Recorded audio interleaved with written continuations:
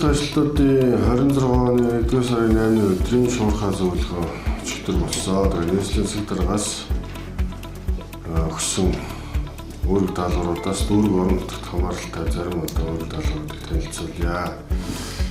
За 2026 оныг бизнес эрхлэгчдийг дэмжих жил болгон зарсантай холбогдуулан салбар бүрийн бизнесийн байгууллагуудын төлөөлөлтөд толгомжтой асуудлыг хэлэлцэн шийдэл боловсруулах зорилгоор 2-р сарын эхний 7 хоногт багтаа уулз зохион байгуулахаа гэж. За энэ дээр жижиг дунд бизнес эрхлэгчдийг дэмжих төвүүд.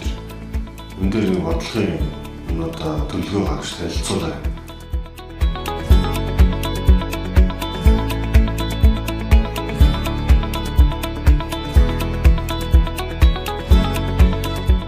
Энэ Улаанбаатар цахилгаан дүүгээс энэ хэн ирсэн бэ та?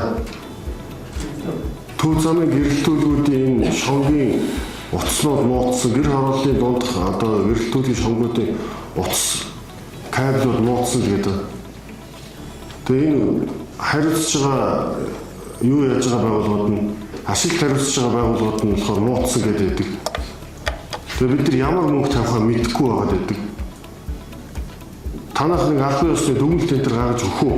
Энэ дэр нэг хэлж чадахтар захирамж гаргаж өгье би. Ямар утас кабелуудыг яаралтай солих хэрэгтэй. Тэгээ үнэхээр ашиглалтын шаардлага хангахгүй байгаа аюул болох эрсдэлтэй. Энэ хавар бороо усны үеэр болохоор ямарваа нэгэн гэмтэл сав гарахгүй байх үүднээс яг солих шаардлагатай тэр утаснуудын хэмжээ дамжиг гаргамаар.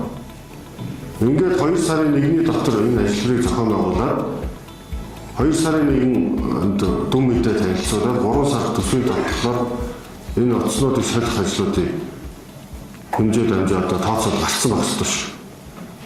Ойлгосноо? 2 сарын 1-нд энийг танилцуул.